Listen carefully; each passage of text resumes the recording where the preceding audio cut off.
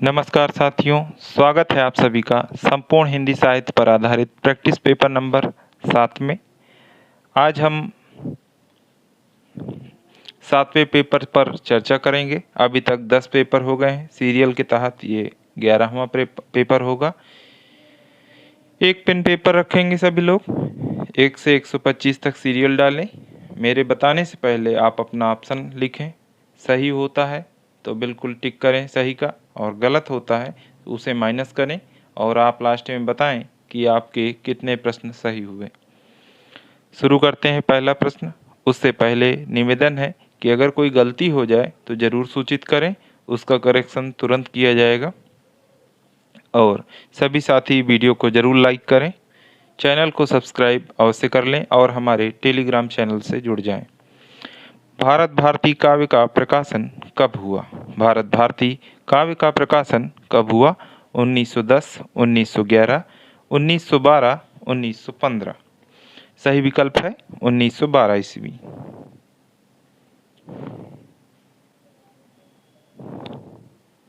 दूसरा प्रश्न है, रचना काल के आरोही क्रम में सुव्यवस्थित वर्ग है। रचना काल के आरोही क्रम में सुव्यवस्थित वर्ग कौन सा है? तो साकेत आया था 1931 में, यशोधरा 1933 में, द्वापर 1936, जय भारत 1952। सभी मैथिली शरण गुप्त की रचनाएं हैं। सी विकल्प यहाँ पर सही है। तीसरा प्रश्न है, छायावाद को स्थूल के विरुद्ध सूक्ष्म की प्रतिक्रिया किसने कहा है? छायावाद को स्थूल के विरुद्ध सूक्ष्म की प्रतिक्रिया किसने कहा है? डॉक्टर नगेंद्र, डॉक्टर रामविलास शर्मा, आचार्य रामचंद्र शुक्ल, राम कुमार वर्मा। सही विकल्प है डॉक्टर नगेंद्र। यदि आ जाए छायावाद स्थूल के प्रति सूक्ष्म का विद्रोह नहीं है या सूक्ष्म की प्रतिक्रिया नहीं है, तो वहां पर रामविलास शर्मा होंगे। चौथा प्रश्न है, निम्नलिखित में से कौन तार सप्तक का कवि है? 1943 में आया था। तो अज्ञे, मुक्तिबोध, नेमीचंद जैन, अमुने गिरा प्रभा। इससे आप याद रखेंगे। तार सप्तक का जो ट्रिक बताया गया था उसमें आप उसके माध्यम से आप लगा देंगे। अज्ञे तार सप्तक के लिए ही अज्ञे जी जाने जाते हैं। पांचवा प्रश्न है, इनमें से कौन सा कवि नई कविता से संबद्ध नहीं रहा है? इनमें से कौन सा कवि नई कविता से संबंधित नहीं रहा है? कुंवर नारायण, नेमीचंद जैन, अजीत कुमार, दुष्यंत कुमार। तो नेमीचंद्र जैन नई कविता से नहीं संबंधित रहे हैं। ये प्रयोगवाद से संबंधित रहे हैं और तार सप्तक के अंतर्गत आते हैं नेमीचंद जैन। प्रभा नामक पत्रिका का संपादन किसने किया? प्रभा नामक पत्रिका का संपादन किसने किया? 1913 में आई थी ये। संपादक कौन थे इसके? हरिवंश राय बच्चन, धूमिल, बालकृष्ण शर्मा नवीन, प्रभाकर माचवे। सही विकल्प है बालकृष्ण शर्मा नवीन। प्रयोगवाद के प्रवर्तक के अनुसार प्रयोगवादी काव्य का प्रयोगवाद के प्रवर्तक के अनुसार प्रयोगवादी काव्य का सबसे मुख्य तत्व क्या होना चाहिए? प्रयोगवादी काव्य का सबसे मुख्य तत्व क्या होना चाहिए? मात्रिक छंदों के बजाय वर्ण वृत्तों का प्रयोग, बौद्धिकता की अपेक्षा भावुकता की प्रतिष्ठा, नई नई राहों का अन्वेषण, काव्य की पूर्व परंपरा का संपूर्ण विरोध। किसी भी चीज़ का संपूर्ण विरोध कभी नहीं किया जाता है। यदि कोई चीज़ अच्छी रही है, कोई भी पूर्व परंपरा जो सदियों से चली आ रही है अगर सही है, तो उसका संपूर्ण विरोध वाले ऑप्शन कभी सही नहीं होते हैं। यहाँ पर नई नई राहों का अन्वेषण सही विकल्प है। आठवां प्रश्न है, राधा कृष्ण ने गोवध की समस्या पर राधा कृष्ण दास ने गोवध की समस्या का निवारण करने हेतु कौन सा उपन्यास लिखा था? निस्सहाय हिंदू, भूतनाथ, आदर्श हिंदू, इनमें से कोई नहीं। तो गोवध की समस्या का निवारण करने हेतु निस्सहाय हिंदू की रचना की थी राधा कृष्ण दास ने। प्रेमचंद के उपन्यासों का कालक्रम निर्धारित कीजिए। प्रेमचंद के उपन्यासों का कालक्रम निर्धारित कीजिए। सप्रम कानी गकर गोम, ट्रिक है सप्रम कानी गकर गोम, उसमें बताया भी गया था उपन्यास वाले में। सेवा सदन, प्रेमाश्रम, रंगभूमि, कायाकल्प, निर्मला, गबन, कर्मभूमि, गोदान, मंगलसूत्र, ये सभी इनके उपन्यास हैं।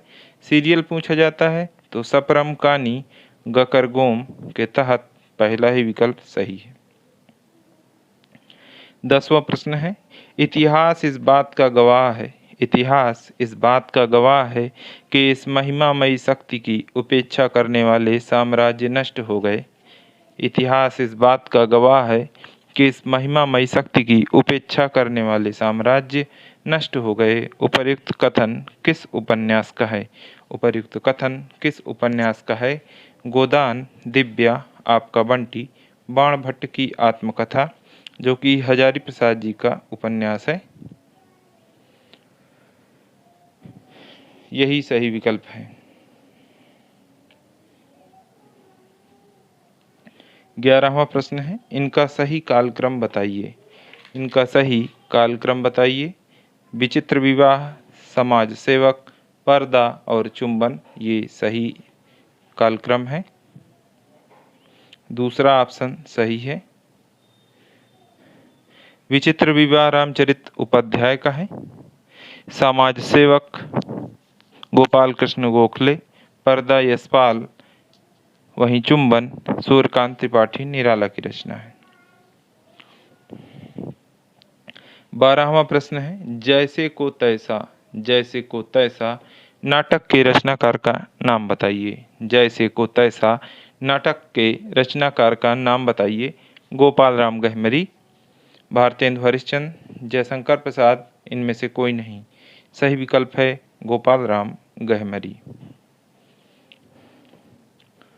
निम्नलिखित में से प्रसादोत्तर नाटक है। निम्नलिखित में से प्रसादोत्तर नाटक है।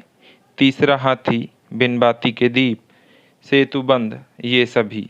तीसरा हाथी रमेश बख्शी का है।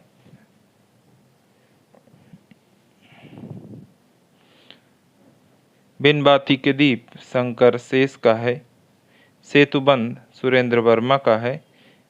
और ये सभी प्रसादोत्तर नाटक हैं। डी विकल्प यहाँ पर सही है। 14वां प्रश्न है, दिल्ली के निकट सीही नामक स्थान को, दिल्ली के निकट सीही नामक स्थान को सूरदास का जन्म स्थान किसने माना है? दिल्ली के निकट सीही नामक स्थान को सूरदास का जन्म स्थान किसने माना है? श्याम सुंदर दास, रामचंद्र शुक्ल, गणपति चंद्र गुप्त, हजारी प्रसाद द्विवेदी। सही विकल्प है गणपति चंद्र गुप्त।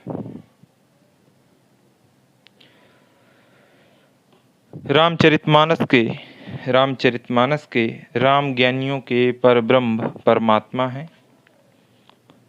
भक्तों के सगुण साकार ईश्वर हैं। भक्तों के सगुण साकार ईश्वर हैं। कर्म मार्ग के अनुयायियों के लिए महान मार्गदर्शक और दीनों के लिए दीन बंधु हैं। चार घाटों के माध्यम से रामचरितमानस में गोस्वामी जी ने सारे समाज के व्यक्तियों को आमंत्रण दिया कि वे श्री राम के चरित्र से अपनी अभीष्ट वस्तु प्राप्त कर लें। गोस्वामी तुलसीदास जी से संबंधित यह कथन किसका है? काफ़ी लंबा कथन है, परंतु नेट में और पीजीटी में महत्वपूर्ण है। ग्राउस, रामकिंकर उपाध्याय, रामस्वरूप चतुर्वेदी, उदय भानु सिंह। ये कथन है रामकिंकर उपाध्याय। बी विकल्प सही है। हिंदी साहित्य के हजार वर्षों के इतिहास में, हिंदी साहित्य के हजार वर्षों के इतिहास में कबीर जैसा व्यक्तित्व लेकर कोई लेखक उत्पन्न नहीं हुआ। महिमा में यह व्यक्तित्व केवल एक ही प्रतिद्वंदी जानता है, तुलसीदास। यह कथन किसका है? श्याम सुंदर दास, रामचंद्र शुक्ल, हजारी प्रसाद द्विवेदी या फिर बच्चन सिंह। सी विकल्प सही है, हजारी प्रसाद द्विवेदी। कबीर की भाषा का निर्णय करना, कबीर की भाषा का निर्णय करना टेढ़ी खीर है क्योंकि वह खिचड़ी है। यह कथन किसका है? कबीर की भाषा का निर्णय करना टेढ़ी खीर है क्योंकि यह खिचड़ी है। यह कथन किसका है? श्याम सुंदर दास, रामचंद्र शुक्ल, हजारी प्रसाद द्विवेदी, बच्चन सिंह। तो ये श्याम सुंदर दास जी का कथन है। पहला ही ऑप्शन सही है। 18वां प्रश्न है, विद्यापति की पदावलियों को जीव और परमात्मा के संबंध का रूपक किसने माना है? विद्यापति की पदावलियों को जीव और परमात्मा के संबंध का रूपक किसने माना है? रामविलास शर्मा, रामचंद्र शुक्ल, बच्चन सिंह, रामवृक्ष बेनीपुरी। सही विकल्प है रामवृक्ष बेनीपुरी। 19वां प्रश्न है, बिहारी सतसई को श्रृंगार, भक्ति और नीति की त्रिवेणी किसने कहा है? बिहारी सतसई को श्रृंगार, भक्ति और नीति की त्रिवेणी किसने कहा है? रामचंद्र शुक्ल, डॉक्टर नगेंद्र, बच्चन सिंह, रामस्वरूप चतुर्वेदी। डॉक्टर नगेंद्र जी ने इन्हें बिहारी सतसई को श्रृंगार, भक्ति और नीति की त्रिवेणी कहा है। डॉक्टर नगेंद्र। 20वां प्रश्न है, भारतेंदु ने मिस्र में भारतीय सेना के विजय के उपलक्ष्य में कौन सा काव्य लिखा था? भारतेंदु ने मिस्र में भारतीय सेना की विजय के उपलक्ष्य में कौन सा काव्य लिखा था? रिपनाष्टक, विजय वल्लरी, विजयनी विजय वैजयंती, वर्षा विनोद। तो उन्होंने विजयनी विजय वैजयंती लिखा था। सी विकल्प सही है। नागार्जुन जितने क्रांतिकारी सचेत रूप से हैं, नागार्जुन जितने क्रांतिकारी सचेत रूप से हैं उतने अचेत रूप से भी, नागार्जुन जितने क्रांतिकारी सचेत रूप से हैं उतने अचेत रूप से भी। नागार्जुन के संबंध में यह कथन किस आलोचक का है? रामविलास शर्मा का है, मैनेजर पांडे का है, नामवर सिंह का है या रामस्वरूप चतुर्वेदी जी का है? सही कथन है, सही विकल्प है रामविलास शर्मा। इनका मानना है नागार्जुन जितने क्रांतिकारी सचेत रूप से हैं उतने अचेत रूप से भी। नागार्जुन के संबंध में यह कथन है रामविलास शर्मा का। प्रसादकृत प्रथम कविता, प्रसादकृत 22वां प्रश्न है, प्रसादकृत प्रथम कविता सावन पंचक जो कि कलाधर उपनाम से लिखी गई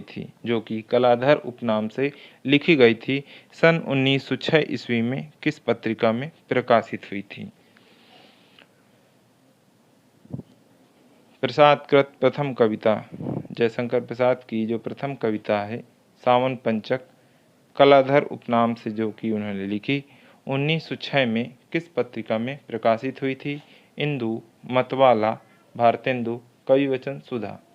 तो वो भारतेंदु में छपी थी। सी विकल्प सही है। सूफी साधना के 4 सोपानों का सही क्रम क्या है? सूफी साधना के 4 सोपानों का सही क्रम क्या है? तो आप सतमाह याद रखें, शरीयत, तरीकत, मारिफत, हकीकत। बस आपको ये याद रखना है और आपका सी विकल्प सही हो जाएगा।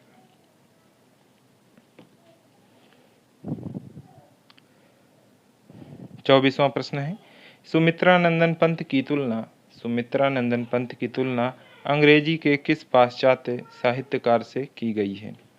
सुमित्रानंदन पंत की तुलना अंग्रेजी के किस पाश्चात्य साहित्यकार से की गई है? Wordsworth, Shakespeare, Matthew Arnold, Eliot. सही विकल्प है वर्ड्सवर्थ। ए विकल्प सही है।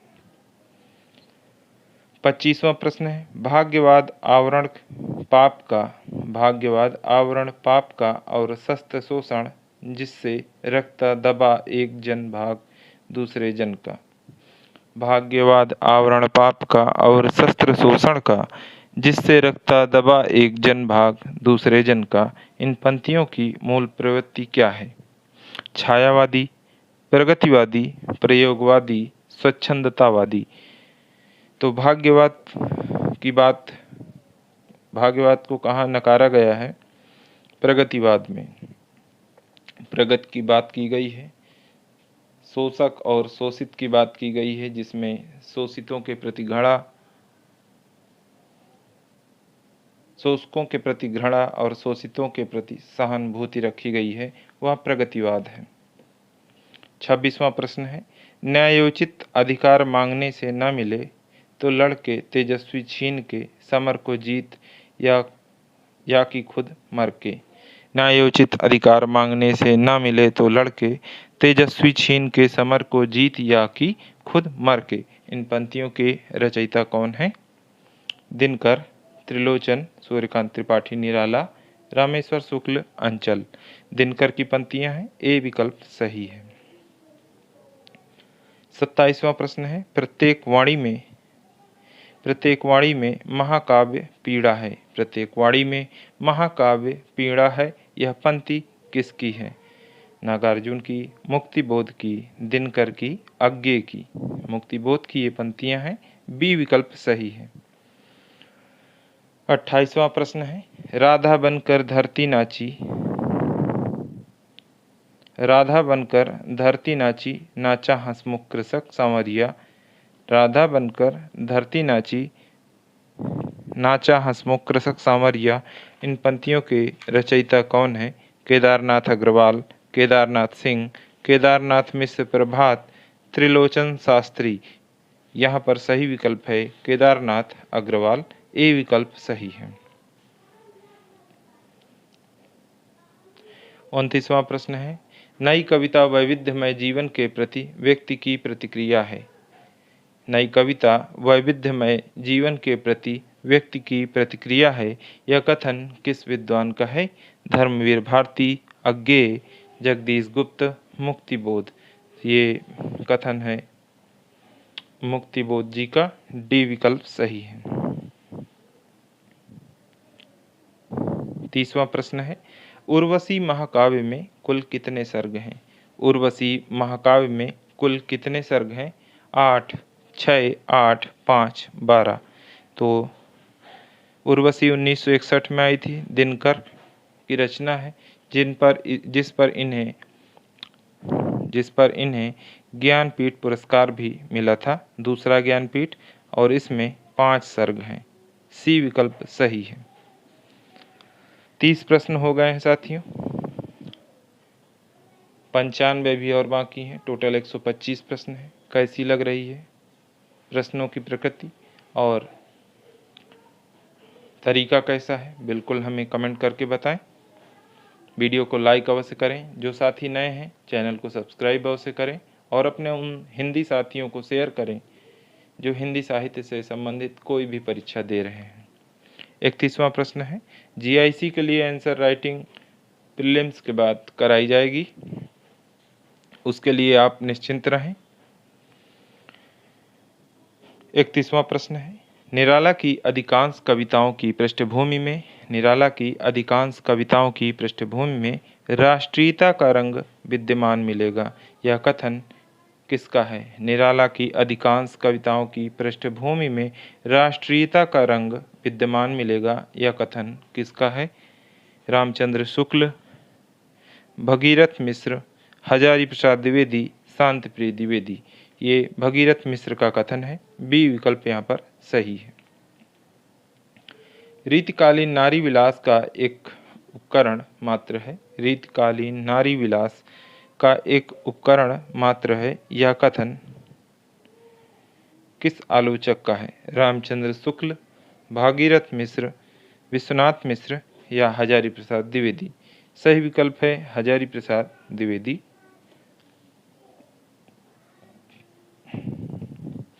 भक्तिकाल की वेगवती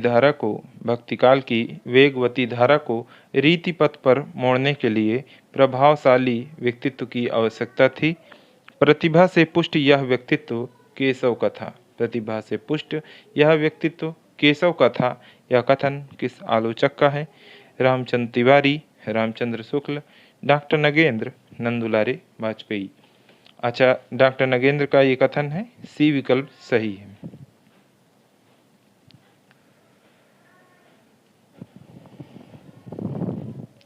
34वां प्रश्न है, भक्ति उनके लिए मनोवैज्ञानिक आवश्यकता थी। भक्ति उनके लिए मनोवैज्ञानिक आवश्यकता थी।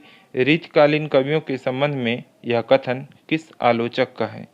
भक्ति उनके लिए मनोवैज्ञानिक आवश्यकता थी। रीतकालीन कवियों के संबंध में यह कथन किस आलोचक का है? नंदुलारे वाजपेयी, नलिन विलोचन शर्मा, डॉक्टर नगेंद्र, रामविलास शर्मा। यहाँ पर डॉक्टर नगेंद्र सही विकल्प है। भक्ति उनके लिए मनोवैज्ञानिक आवश्यकता थी। रीतकालीन कवियों के संबंध में यह कथन डॉक्टर नगेंद्र का है। 35वां प्रश्न है, भूषण की भाषा में ओज की मात्रा तो पूरी है। भूषण की भाषा में ओज की मात्रा तो पूरी है, पर वह अधिकतर अव्यवस्थित है। पर वह अधिकतर अव्यवस्थित है। यह कथन किस आलोचक का है? रामविलास शर्मा, नंदुलारे वाजपेयी, रामचंद्र शुक्ल, हजारी प्रसाद द्विवेदी। सही विकल्प है रामचंद्र शुक्ल। इनका मानना था कि भूषण की भाषा में ओज की मात्रा तो पूरी है, पर वह अधिकतर अव्यवस्थित है, व्यवस्थित नहीं है। 36वां प्रश्न है, मंगल बिंदु सुरंग मुख शशिकेसर आई गुरु। मंगल बिंदु सुरंग मुख शशिकेसर आई गुरु, एक नारी लहि समरसमय के लोचन जगत। इन काव्य पंक्तियों में बिहारी की किस जानकारी का बोध होता है? इन पंक्तियों में बिहारी की किस जानकारी का बोध होता है? लोकशास्त्र, वेद शास्त्र, ज्योतिष शास्त्र, आयुर्वेद शास्त्र। सही विकल्प है ज्योतिष शास्त्र। सी विकल्प सही है। 37वां प्रश्न है, इक लोहा पूजा में राखत। इक लोहा पूजा में राखत, एक घर बधिक परो। पंथ किस कवि की है? कबीरदास, मलिक मोहम्मद जायसी, सूरदास, गोस्वामी तुलसीदास। इक लोहा पूजा में राखत, एक घर बधिक परो। पंथ किस कवि की है? सूरदास की है। सी विकल्प यहाँ पर सही है। विनय की कितनी भूमिकाएं हैं? विनय की 7 भूमिकाएं हैं। ए विकल्प यहाँ पर सही है। कौन सी आसक्ति पुष्टि मार्ग की नहीं है? कौन सी आसक्ति पुष्टि मार्ग की नहीं है? स्वरूपासक्ति, लीलाशक्ति, कांताशक्ति, भावासक्ति। तो यहाँ पर पुष्टि मार्ग की आसक्ति कौन सी नहीं है? कांताशक्ति। 40वां प्रश्न है, भक्तिकाल को 15वीं सदी का पुनर्जागरण किसने कहा? भक्तिकाल को 15वीं सदी का पुनर्जागरण किसने कहा? जॉर्ज ग्रियर्सन, गारसा दत्तासी, मिश्र बंधु, डॉक्टर नगेंद्र। सही विकल्प है जॉर्ज ग्रियर्सन। ए विकल्प सही है। 41वां प्रश्न है, उसमें जहां एक और ईश्वरवाद की निश्चित धारणा उपस्थित की गई, वहीं दूसरी ओर विकृत करने वाली समस्त परंपरागत कड़ियों पर आघात किया गया। नाथ संप्रदाय के संबंध में यह कथन किसका है? नाथ संप्रदाय की बारे में पूछा गया है कि ये कथन किसका है? पीताम्बर दत्त बड़थवाल, रामचंद्र शुक्ल, हजारी प्रसाद द्विवेदी, राम कुमार वर्मा। ये कथन राम कुमार वर्मा जी का है। डी विकल्प सही है। 42वां प्रश्न है, सिद्ध साहित्य का महत्व इस बात में बहुत अधिक है। सिद्ध साहित्य का महत्व इस बात में बहुत अधिक है कि उससे हमारे साहित्य के आदि रूप की सामग्री प्रामाणिक ढंग से प्राप्त होती है। यह कथन इनमें से किस आलोचक का है? सिद्ध साहित्य का महत्व इस बात में बहुत अधिक है कि उससे हमारे साहित्य के आदि रूप की सामग्री प्रामाणिक ढंग से प्राप्त होती है। यह कथन इनमें से किस आलोचक का है? राम कुमार वर्मा, रामचंद्र शुक्ल, डॉक्टर नगेंद्र, हजारी प्रसाद द्विवेदी। तो ये राम कुमार वर्मा जी कथन है। ए विकल्प सही है। यह सांप्रदायिक शिक्षा मात्र है, अतः शुद्ध साहित्य की कोटि में नहीं आती। यह सांप्रदायिक शिक्षा मात्र है। यह सांप्रदायिक शिक्षा मात्र है, अतः शुद्ध साहित्य की कोटि में नहीं आती। सिद्ध साहित्य के संबंध में यह टिप्पणी किस आलोचक की है? रामविलास शर्मा, हजारी प्रसाद द्विवेदी, रामचंद्र शुक्ल, नलिन बिलोचन शर्मा। रामचंद्र शुक्ल जी का ये कथन है। बहुत सारे कथनों वाले प्रश्न हैं आज। इसमें से कम 5 प्रश्न आपको एज मिलेंगे। 3 से 5 प्रश्न कहीं नहीं गए, क्योंकि बहुत सारे कथन हैं आज के पेपर में। उम्मीद यही है कि इसी पेपर से आपके कथन फंस जाएं। 44वां प्रश्न है, गोरखनाथ अपने युग के सबसे महान धर्म नेता थे। गोरखनाथ अपने युग के सबसे महान धर्म नेता थे।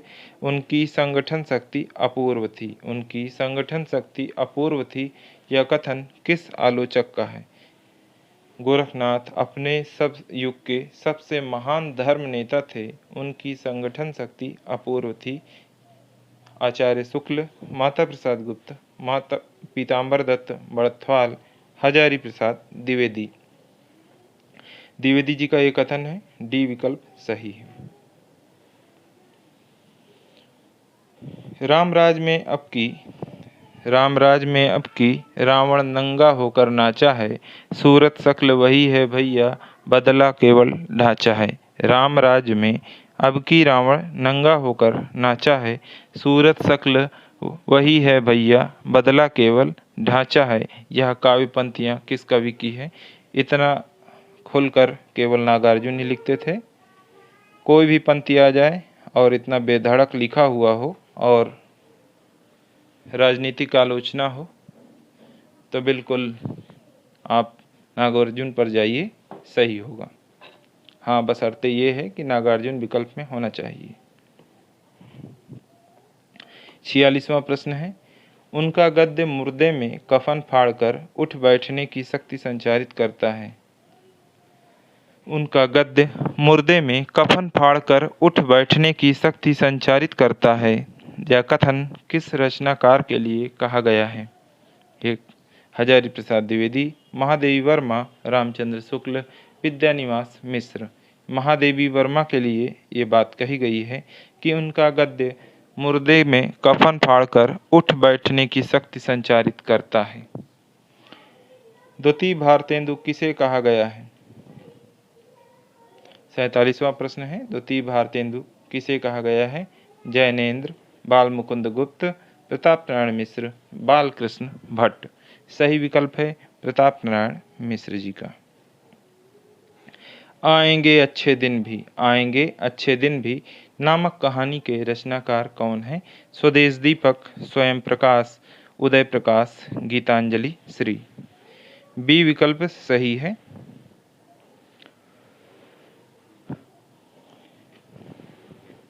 49वां प्रश्न है, निम्नलिखित में से किस उपन्यासकार ने बार बार अपने उपन्यासों की गप की संज्ञा दी है? निम्नलिखित में से किस उपन्यासकार ने अपने उपन्यासों को गप की संज्ञा दी है? अपने ही उपन्यासों को गप की संज्ञा दे दी है, वो कौन है? अमृत राय, कल कृष्ण बलदेव वैद्य, रामदरस मिश्र, हजारी प्रसाद द्विवेदी। सही विकल्प है हजारी प्रसाद द्विवेदी।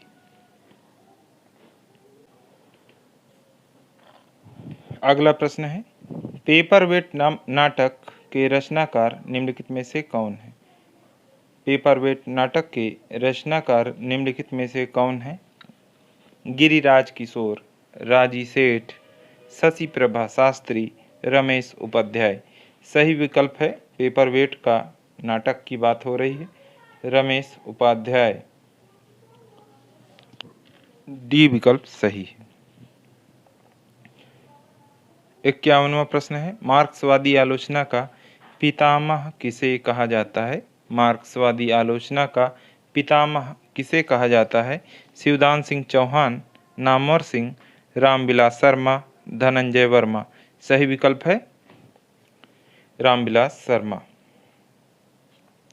हिंदी का प्रथम मार्क्सवादी समीक्षक किसे माना गया है? 52वां प्रश्न है, हिंदी का प्रथम मार्क्सवादी हिंदी का प्रथम मार्क्सवादी समीक्षक किसे माना गया है? शिवदान सिंह चौहान, नामवर सिंह, रामविलास शर्मा, रमेश कुंतल मेघ। सही विकल्प है शिवदान सिंह चौहान। यदि पितामह पूछा जाए तो रामविलास शर्मा।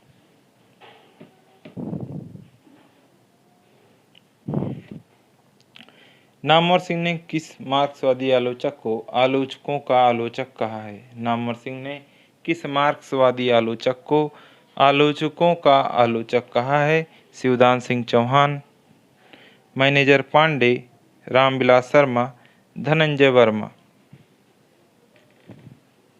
सही विकल्प है मैनेजर पांडे को आलोचकों का आलोचक कहा है नामवर सिंह ने।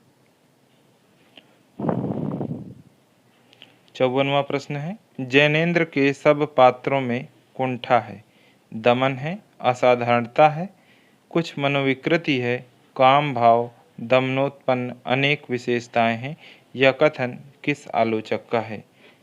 जैनेन्द्र के सब पात्रों में कुंठा है, दमन है, असाधारणता है, कुछ मनोविकृति है, काम भाव, दमनोत्पन्न अनेक विशेषताएं हैं, यह कथन किस आलोचक का है? रामविलास शर्मा, नंदुलारे वाजपेयी, नामवर सिंह, देवराज उपाध्याय। सही विकल्प है देवराज उपाध्याय। डी ऑप्शन सही है।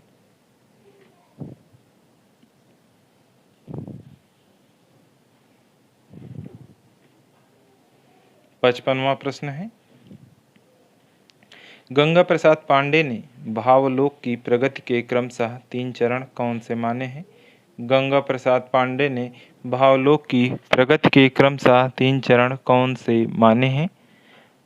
तो वस्तुवाद, छायावाद और रहस्यवाद।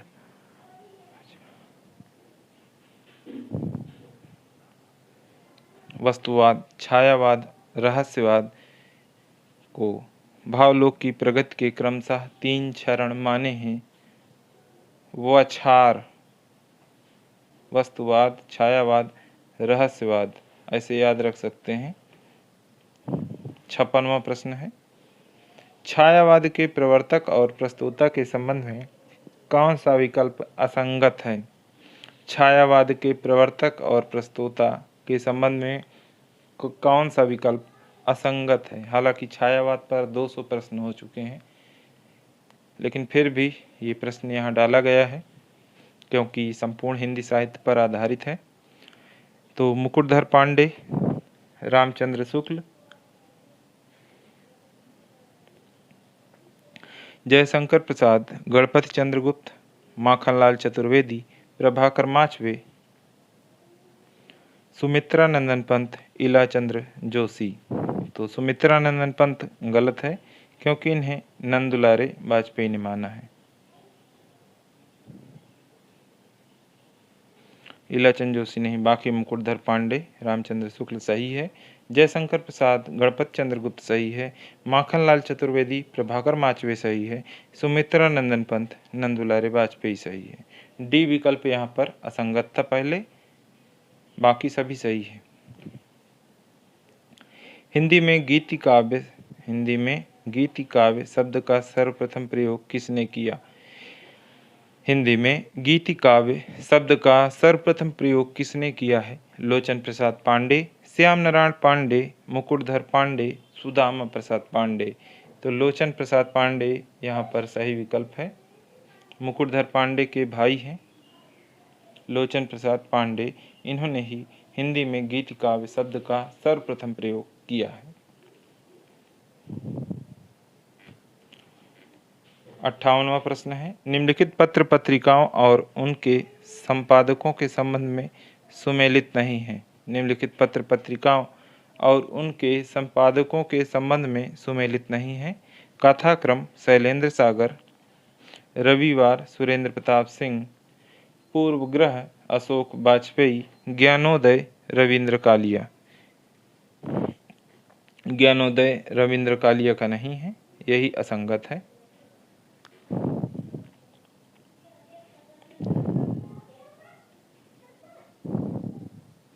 अगला प्रश्न है, रामस्वरूप चतुर्वेदी ने अपना इतिहास ग्रंथ हिंदी साहित्य और संवेदना का विकास किस पद्धति में लिखा है? रामस्वरूप चतुर्वेदी ने अपना इतिहास ग्रंथ हिंदी साहित्य और संवेदना का विकास किस पद्धति में लिखा है? तो पद्धतियों की बात आती है तो वैज्ञानिक पद्धति, कालानुक्रम पद्धति, वर्णानुक्रम पद्धति, विधेयवादी पद्धति। राम बच्चन आपको याद होगा, रामस्वरूप चतुर्वेदी, रामचंद्र शुक्ल और बच्चन सिंह ने विधेयवादी पद्धति का प्रयोग किया है। वगासिव से आपको याद होगा, वर्णानुक्रम पद्धति को गारसा दत्तासी और शिव सिंह संगर ने यूज किया है। वहीं काजा मिश्र कालक्रमान पद्धति को जॉर्ज ग्रियर्सन और मिश्र बंधुओं ने प्रयोग किया है। वैज्ञानिक पद्धति को गणपति चंद्र गुप्त ने प्रयोग किया है। 60वां प्रश्न है, साहित्य इतिहास ग्रंथ और इतिहासकार के संबंध में कौन सा युग्म असंगत है? इतिहास ग्रंथ दिए गए हैं और उनके लेखक दिए गए हैं, कौन सा असंगत है? ऐसे प्रश्न खूब पूछे जाते हैं। एक प्रश्न जरूर होता है। तो ज़्यादातर जो अभी तक 10 पेपर हुए हैं, लगभग हर पेपर में 4 से 5 ग्रंथों को लगाया गया है ताकि सभी महत्वपूर्ण कवर हो जाए। तो पहला विकल्प है हिंदी साहित्य का समग्र इतिहास, रामकिशोर शर्मा, ये तो सही है। हिंदी साहित्य का परिचयात्मक इतिहास, भगीरथ मिश्र। हिंदी साहित्य का इतिहास, हेमंत कुकरेती। इस पर कंफ्यूजन इसलिए होता है क्योंकि इस नाम से कई लोगों ने लिखा है। हिंदी साहित्य का समीक्षात्मक इतिहास, नंदुलारे वाजपेयी। ये गलत है, बाकी सभी सही हैं। ये डॉक्टर विजयपाल सिंह का है, डॉक्टर विजयपाल सिंह का है। 2011 में आया था, बिल्कुल याद रखें। यही असंगत है, बाकी सभी संगत हैं। 61वां प्रश्न है, हिंदी में वैष्णव साहित्य के प्रथम कवि प्रसिद्ध मैथिली कोकिल विद्यापति हुए। हिंदी में वैष्णव साहित्य के प्रथम कवि प्रसिद्ध मैथिल कोकिल विद्यापति हुए। उनकी रचनाएं राधा और कृष्ण के पवित्र प्रेम से ओतप्रोत हैं। उनकी रचनाएं राधा और कृष्ण के पवित्र प्रेम से ओतप्रोत हैं। प्रसिद्ध कथन किस आलोचक का है? राम कुमार वर्मा, श्याम सुंदर दास, शांति स्वरूप गुप्त, डॉक्टर बच्चन सिंह। सही विकल्प है श्याम सुंदर दास, बी ऑप्शन सही है। असंगत युग्म का चयन कीजिए। असंगत युग्म का चयन कीजिए। गौड़ी संप्रदाय चैतन्य महाप्रभु, तत्सुखी संप्रदाय जीवाराम, वारकरी संप्रदाय पुंडलिक, स्वसुखी संप्रदाय रामानंद। स्वसुखी संप्रदाय रामचरण दास का है, बाकी सभी संगत हैं, सही है। रामचरण दास, इसको आपको बताया गया था कि राम के चरणों में स्वयं सुख मिल जाता है। ऐसे आप स्वसुखी संप्रदाय को याद रख सकते हैं। 63वां प्रश्न है, कबीरदास जी के संबंध में असंगत युग्म का चयन कीजिए। कबीरदास जी के संबंध में असंगत युग्म का चयन कीजिए।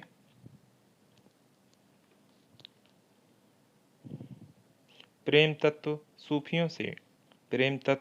सूफियों से, एकेश्वरवाद इस्लाम से, अहिंसा वैष्णवों से, रहस्यवाद सिद्धों से।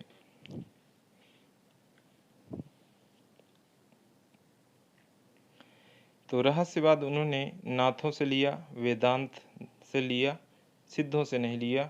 बाकी सभी संगत हैं। रहस्यवाद लिया नाथों से।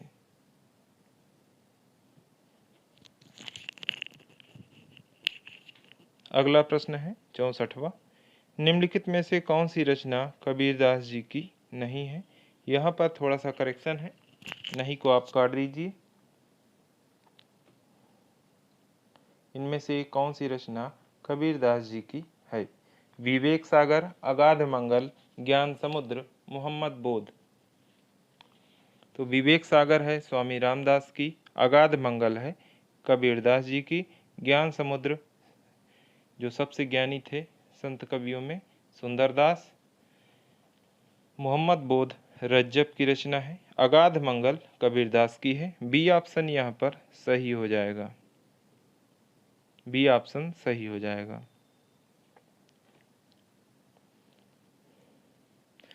कबीर पहुँचे हुए ज्ञानी थे। कबीर पहुँचे हुए ज्ञानी थे।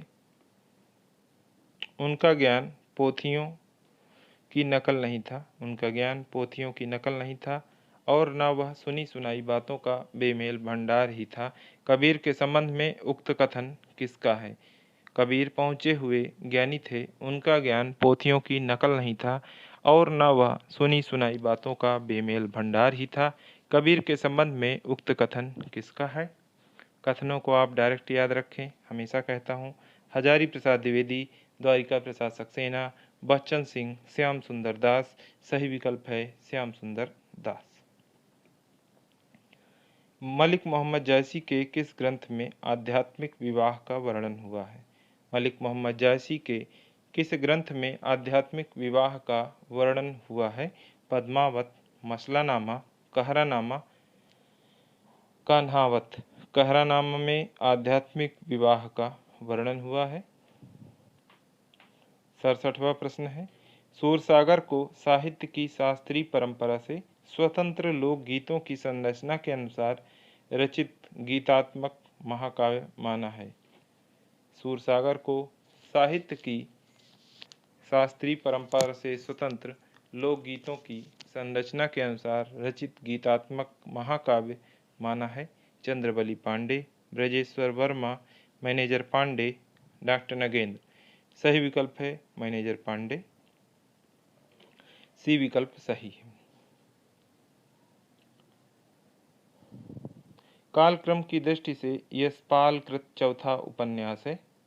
कालक्रम की दृष्टि से यशपाल कृत चौथा उपन्यास है। तो मैलांचल कितने चौराहे, जुलूस कितने चौराहे, 2 बार वही ऑप्शन आ गया। हालांकि मैप दीजू से आप याद रखें, मैप दीजू कितने पलटू, ऐसे ट्रिक बना लें। तो मैलांचल पहला है, फिर उसके बाद परती परिकथा है, फिर दीर्घ तपा है, फिर चौथे नंबर पर जुलूस है। कुछ भी पूछा जा सकता है अगर आयोग पूछने पे आ जाए। फिर आता है कितने चौराहे, पलटू बाबू रोड और भी जो भी हैं।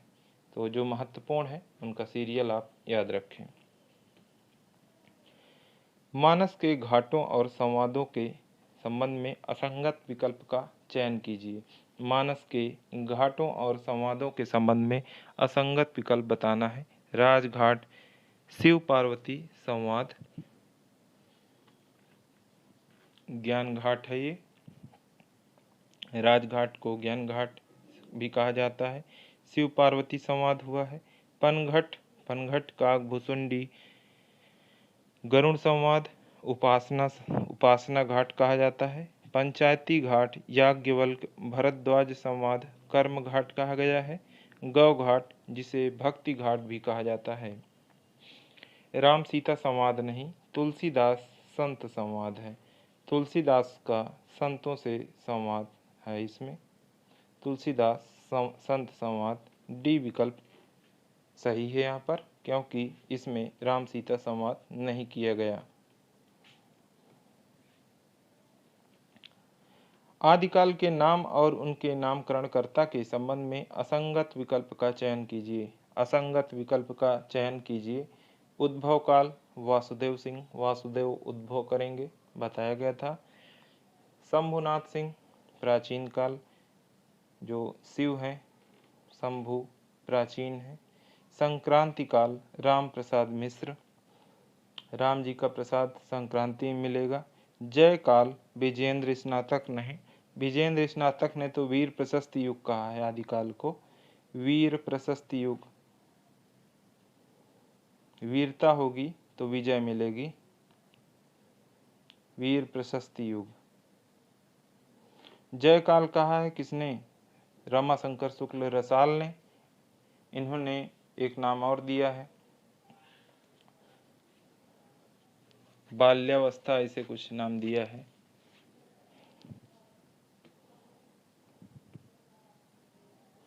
जय बाल्य रसाल ऐसे याद रखें। जयकाल और बाल्यकाल दोनों नाम रसाल यानी रमाशंकर शुक्ल रसाल जी ने दिया है। जयसी का प्रिय अलंकार कौन सा है? 71वां प्रश्न है। जयसी का प्रिय अलंकार कौन सा है? हेतुत्प्रेक्षा, वस्तुत्प्रेक्षा, फलोत्प्रेक्षा, उपमेयोपमा। तो हेतुत्प्रेक्षा सही विकल्प है। अपना अपना जूता, अपना अपना जूता, सिर पर जूता पैर में टोपी नामक प्रसिद्ध कविताएं किस कवि द्वारा रचित हैं? नेमीचंद जैन, लक्ष्मीकांत वर्मा, सुदामा प्रसाद पांडे धूमिल, दुष्यंत कुमार। लक्ष्मीकांत वर्मा की ये दोनों कविताएं हैं। अपना अपना जूता, सिर पर जूता पैर में टोपी।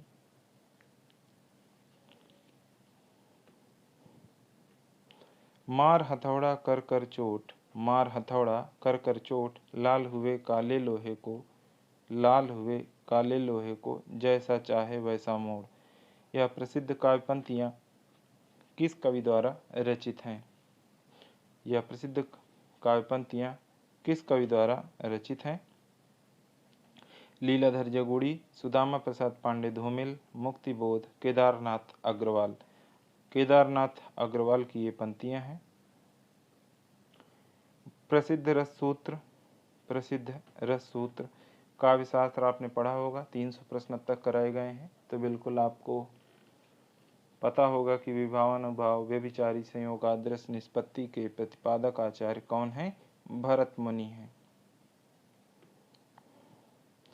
बद्रीनारायण चौधरी प्रेमघन द्वारा संपादित पत्रिका का नाम क्या है? बद्रीनारायण चौधरी प्रेमघन द्वारा संपादित पत्रिका कौन सी है? हिंदी विविध वाले में सारी पत्र पत्रिकाएं सारे पुरस्कार करवाए गए हैं। 10 से 15 नंबर आपको उससे मिलेंगे, एक बार अवश्य पढ़ें। आनंद कादम्बनी प्रेमघन द्वारा संपादित पत्रिका है। हिंदी प्रदीप बालकृष्ण भट्ट, कवि वचन सुधा भारतेंद्र हरिश्चंद्र, इंदु जयशंकर प्रसाद। 76वां प्रश्न है। अतिसूधो स्नेह कुमारक है, अतिसूधो स्नेह कुमारक है, जहाँ नेकु सयानप बाक नहीं। इन पंक्तियों के रचनाकार हैं मतीराम चिंतामणि त्रिपाठी, घनानंद बिहारी लाल। तो ये पंक्तियां हैं घनानंद जी की, सी विकल्प सही है। उसने कहा था कहानी के रचनाकार कौन है? उसने कहा था 1915 में कहानी आई थी, ध्यान आ गया होगा आपको। प्रेमचंद, सुदर्शन, चंद्रधर शर्मा गुलेरी, विश्वम्भरनाथ शर्मा कौशिक। ये गुलेरी जी की कहानी है। मात्र 3 कहानियां लिखकर अमर हो गए ये। हिंदी साहित्य का बृहत इतिहास 18 भागों में लिखना था, अभी 16 ही भाग प्रकाशित हुए हैं। हिंदी साहित्य का बृहत इतिहास, इस इतिहास ग्रंथ का प्रकाशन किया था भारतीय भाषा परिषद कलकत्ता ने, राष्ट्रभाषा प्रचार समिति वर्धा ने, हिंदुस्तानी एकेडमी इलाहाबाद ने, नागरी प्रचारणी सभा काशी ने। 18 भाग होने थे, 16 भाग अभी तक आए हैं, प्रकाशित हो चुके हैं। तो पूछा जाता है कितने भाग आए हैं, कितने भाग आने थे, तो इसका ध्यान रखें। 79 पर आ गए हैं। गोस्वामी तुलसीदास की भक्ति किस प्रकार की है? गोस्वामी तुलसीदास की भक्ति किस प्रकार की है? सख्य भाव, कांत भाव, दास्य भाव, वात्सल्य भाव। दास्य भाव की भक्ति की है तुलसीदास जी ने। 80 नंबर। तन पर नहीं लत्ता, तन पर नहीं लत्ता, पान खाए अलबत्ता। इस लोकोक्ति का सही अर्थ क्या है? झूठा दिखावा करना।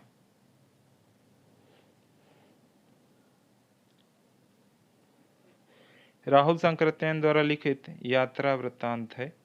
राहुल सांकृत्यायन द्वारा लिखित यात्रा वृत्तांत है। आंखों देखा रूस, आंखों देखा रूस जैनेन्द्र का है। पृथ्वी परिक्रमा विष्णु प्रभाकर। यात्रा के पन्ने राहुल सांकृत्यायन। लद्दाख यात्रा की डायरी कर्नल सज्जन सिंह। लद्दाख यात्रा की डायरी कर्नल सज्जन सिंह।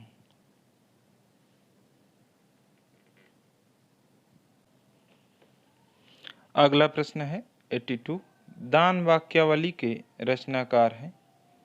दान वाक्यावली के रचनाकार हैं विद्यापति,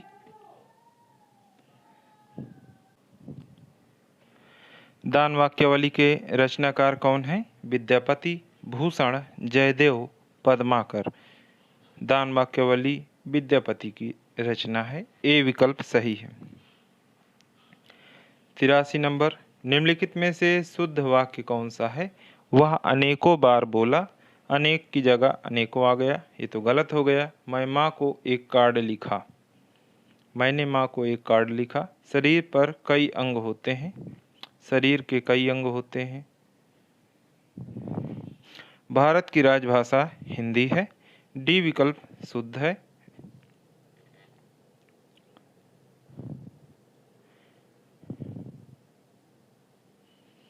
निम्नलिखित में से सौष्ठववादी आलोचक किसको कहा जाता है? सौष्ठववादी आलोचक किसको कहा जाता है? श्याम सुंदर दास, महावीर प्रसाद द्विवेदी, नंदुलारे वाजपेयी, बाबू गुलाब राय। सही विकल्प है नंदुलारे वाजपेयी, सी ऑप्शन सही है। 85। जिसकी चिंता नहीं हो सकती, जिसकी चिंता नहीं हो सकती वाक्यांश के लिए एक शब्द है अचिंत, अनिश्चित, विचिंत, चिंता रहित। अचिंत। निम्नलिखित में इनमें से अकबरी दरबार के नवरत्नों में शामिल कवि थे। इनमें से अकबरी दरबार के नवरत्नों में शामिल कवि थे रसखान, कुंभन दास, रहीम, तुलसीदास। तो रहीम थे, क्योंकि ये उनके जो संरक्षक थे अकबर के, बैरम खान के पुत्र थे। 87 नंबर प्रश्न, ऊषा सुनहले तीर बरसती, जयलक्ष्मी सी उदित हुई, उधर पराजित काल रात्रि भी, जल में अंतर निहित हुई। उपरोक्त पंक्तियों में कौन सी शब्द शक्ति है? अभिधा, व्यंजना, लक्षणा। इनमें से सभी। सभी तो कभी नहीं होती, रही बात लक्षणा होगी, क्योंकि जब सीधे बात नहीं हो तो वहाँ पर लक्षणा। जिन साथियों को शब्द शक्ति के संबंध में थोड़ा सा भी कन्फ्यूजन है, काव्यशास्त्र का दूसरा पेपर जरूर पढ़ लें। फुर्तीला शब्द में प्रत्यय है, फुर्तीला शब्द में प्रत्यय है इला, तीला, ईला, आइला। सी विकल्प यहाँ पर सही है, ईला प्रत्यय है। साखी शब्द का अर्थ है, साखी शब्द का अर्थ है सखी, सच, सखा, साक्षी। डी विकल्प यहाँ पर सही है, साक्षी साखी का अर्थ है। रामचंद्र शुक्ल ने रीतिकाल के प्रवर्तन का श्रेय किसे दिया है? रामचंद्र शुक्ल ने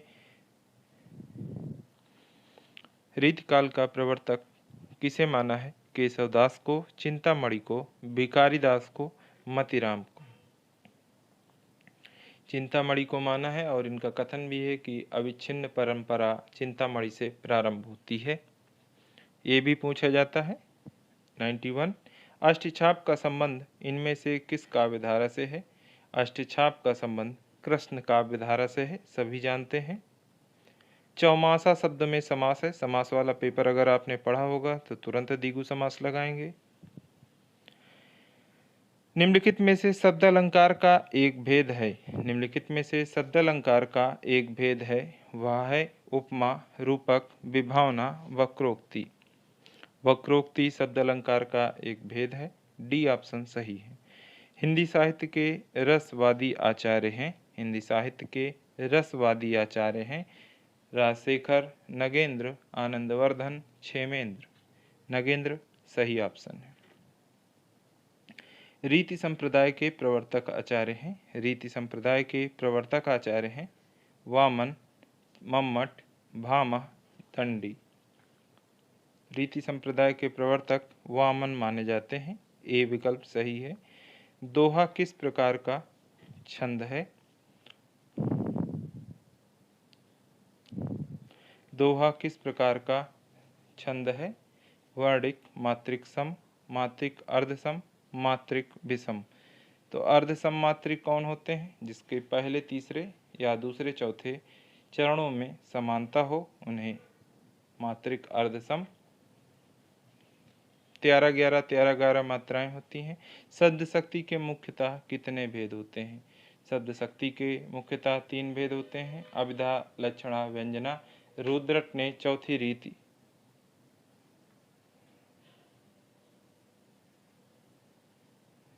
यहाँ पर इसका कोई मतलब नहीं है। 3 शक्तियां हैं, अभिधा, लक्षणा, व्यंजना।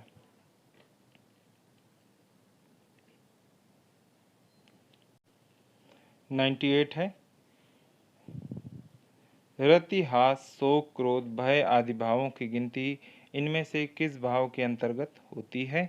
अनुभाव, विभाव, स्थायी भाव, संचारी भाव।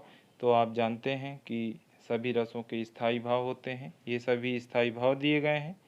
श्रृंगार हो, हास्य हो, रौद्र हो, कोई भी रस हो, सभी के स्थायी भाव दिए गए हैं। तो ये सब स्थायी भाव हैं। 99 प्रत्येक शब्द का संधि विच्छेद क्या होगा? संधि पर भी करीब 200 प्रश्न कराए गए हैं। प्रतिधन एक, प्रतिधन एक, प्रत्येक। जहां तक सध सके, जहां तक सध सके वाक्यांश के लिए एक शब्द क्या है? जहां तक सध सके या वाक्यांश के लिए एक शब्द क्या है? यथासाध्य। ए विकल्प सही है। चंद्रावली नाटिका के रचयिता कौन है? 101 चंद्रावली नाटिका के रचयिता कौन है? जयशंकर प्रसाद, धर्मवीर भारती, भारतेंदु हरिश्चंद्र, हरिकृष्ण भारती। तो ये भारतेंदु हरिश्चंद्र की रचना है चंद्रावली नाटिका। प्रसाद के नाटकों के प्रथम श्रेष्ठ समीक्षक हैं। प्रसाद के नाटकों के प्रथम श्रेष्ठ समीक्षक कौन हैं? नंदुलारे वाजपेयी, लक्ष्मी नारायण लाल, डॉक्टर दशरथ ओझा, डॉक्टर धीरेन्द्र वर्मा। प्रसाद के नाटकों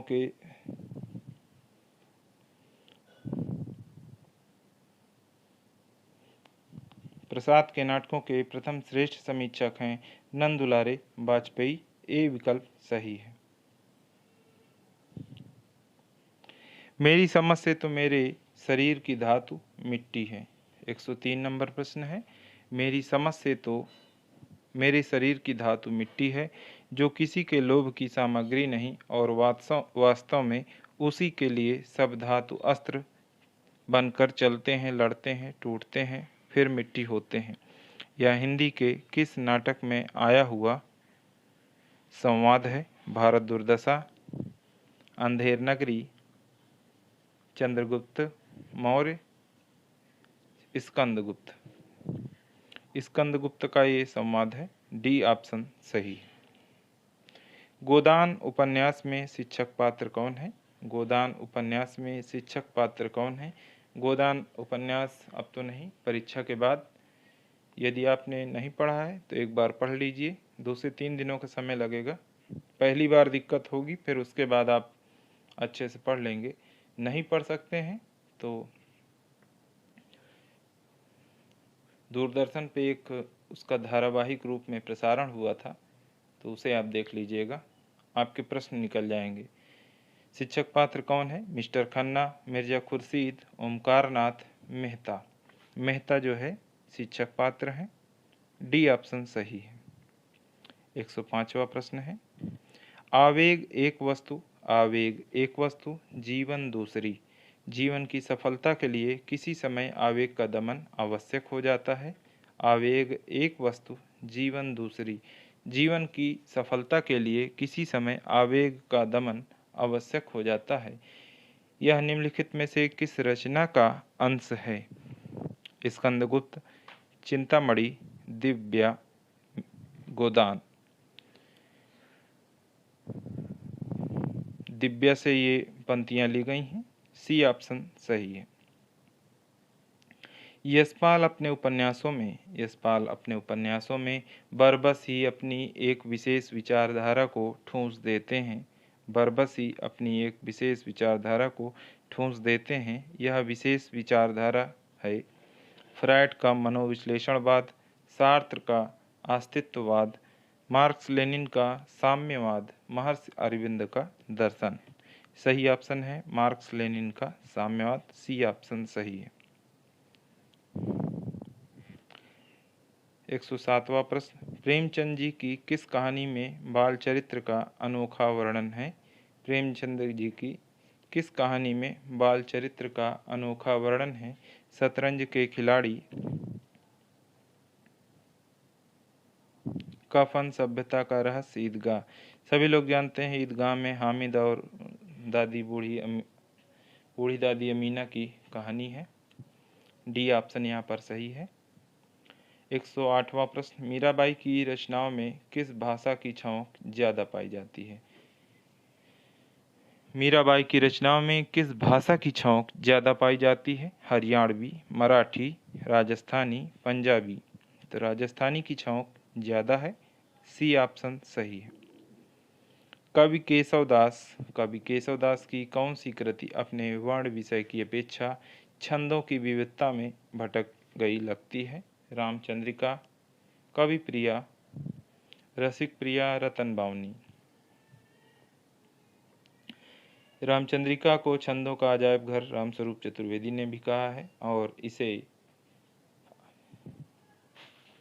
छंदों की विविधता में भटक गई रचना भी माना जाता है। 110वां प्रश्न है, भरी रही भनक बनक ताल तालन की, भरी रही भनक बनक ताल तालन की, तनक तनक ता में खनक चुरीन की, ये किस कवि के छंद की पंक्तियां हैं? रत्नाकर, पद्माकर, देव, दिशदेव। तो ये रत्नाकर की पंक्तियां हैं, पहला ऑप्शन सही है। 111वां प्रश्न है, आधुनिक काल के साहित्य को की सबसे बड़ी विशेषता क्या है? आधुनिक काल के साहित्य की सबसे बड़ी विशेषता क्या है? मात्र पद्य में उत्कृष्ट कृतियों की रचना, गद्य को साहित्य के सशक्त माध्यम के रूप में प्रतिष्ठित करना, नवगीतों में संगीत के तत्वों को पिरोना, भावुकतापूर्ण कथनों को प्रश्रय प्रदान करना। यहाँ पर बी ऑप्शन सही है, गद्य को साहित्य के सशक्त माध्यम के रूप में प्रतिष्ठित करना आधुनिक काल के साहित्य की सबसे बड़ी विशेषता है।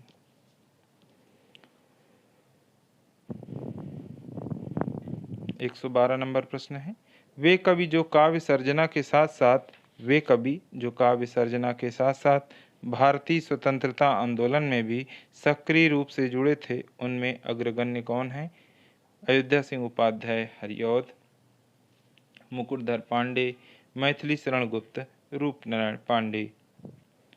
तो यहाँ पर मैथिली शरण गुप्त सही ऑप्शन है, ये स्वतंत्रता आंदोलन में भी सक्रिय रूप से जुड़े थे।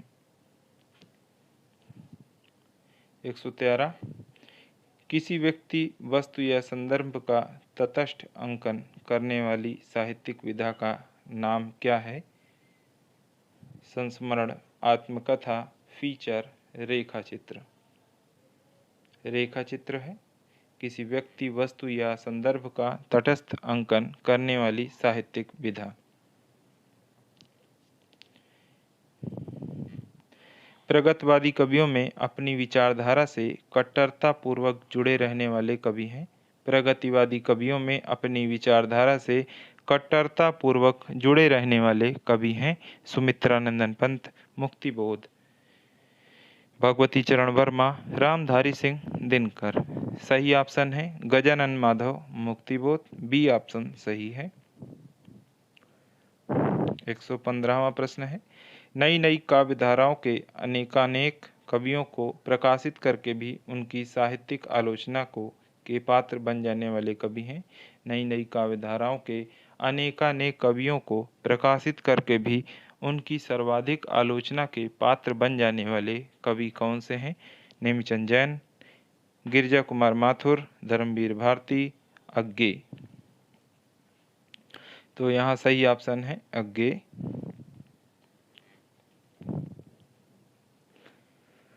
हिंदी को संघ की राजभाषा बनाने का जो प्रस्ताव संसद में पारित हुआ, उसके प्रस्तावक कौन थे? पंडित जवाहरलाल नेहरू, राजर्षि पुरुषोत्तम दास टंडन, राजगोपालाचारी, श्री गोपाल स्वामी अयंगर। इसीलिए 343 से 351 तक के जो अनुच्छेद हैं उनको मुंशी अयंगर फार्मूला के नाम से भी जाना जाता है। वो इसी कारण है क्योंकि यही उनके प्रस्तावक थे। 117 नंबर प्रश्न, वर्तमान भारतीय गणतंत्र में हिंदी भाषा किस विशेष भाषा के रूप में मान्य है? वर्तमान भारतीय गणतंत्र में हिंदी भाषा किस विशेष भाषा के रूप में मान्य है? राष्ट्रभाषा, संचार भाषा, माध्यम भाषा, राजभाषा। राजभाषा के रूप में मान्य है, हमारी कोई राष्ट्रभाषा नहीं है। ब्रज भाषा का आधार भाषा रही है। ब्रज भाषा का आधार भाषा कौन सी रही है? तो सौरसेनी अपभ्रंश से सब विकसित हैं, यही आधार भाषा रही है। अवधी भाषा की शब्दावली कैसी है? तद्भव बहुला है।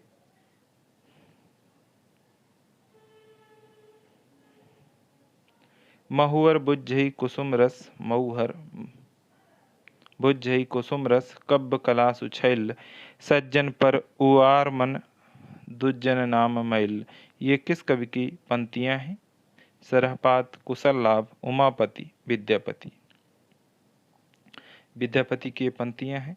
श्रृंगार रस में आकंठ डूबे, श्रृंगार रस में आकंठ डूबे अपने आश्रयदाताओं की वीरता का बखान करने वाले कवियों में प्रमुख कवि वर्ग कौन सा था?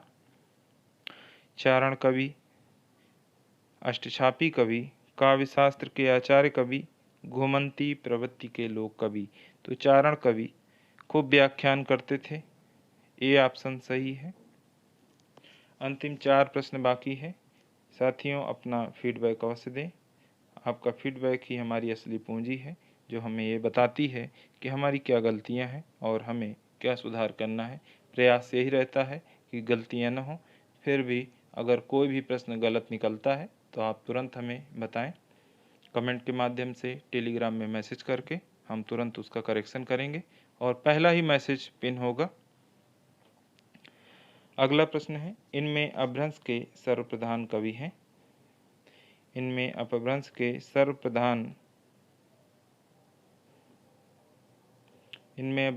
सर्वप्रधान कवि हैं स्वयंभू, धनपाल, राम सिंह, कुशल लाभ। स्वयंभू जो है अपभ्रंश के सर्वप्रधान कवि हैं। 123वां प्रश्न है, एही ठैया झुलनी हैरानी हो रामा, एही ठैया झुलनी हैरानी हो रामा नामक ग्रंथ के रचनाकार कौन है? शिव प्रसाद मिश्र। गोदान में अगर आज़ादी के पहले के भारत, गरीब और अमीर, किसान और जमींदार के परस्पर संबंधों का यथार्थ चित्र पेश किया गया है, तो मैला आंचल में आज़ादी के बाद का यह कथन मैला आंचल के संबंध में किसका है? नलिन बिलोचन शर्मा, डॉक्टर अशोक कुमार आलोक, शिवदान सिंह चौहान, रामविलास शर्मा। शिवदान सिंह चौहान का ये कथन है, सी ऑप्शन सही है। 125वां और अंतिम प्रश्न, हिंदी में कोई दूसरा व्यक्ति इस प्रकार के उपन्यास व कथा को लिख सकता था, ऐसी कल्पना करना कठिन है। जयशंकर प्रसाद के संबंध में यह कथन किस आलोचक का है? जयशंकर प्रसाद के संबंध में यह कथन किस आलोचक का है? तो ये डॉक्टर देवराज सिंह का है। ए ऑप्शन सही है। आज के लिए साथियों इतना ही। कृपया जो साथी नए हैं चैनल को सब्सक्राइब अवश्य करें। सभी साथी वीडियो को लाइक ज़रूर करें और एक प्यारा सा कमेंट अवश्य करें। कोई दिक्कत हो तो ज़रूर मैसेज करें टेलीग्राम पर। आज के लिए इतना ही। बहुत बहुत धन्यवाद। नमस्कार।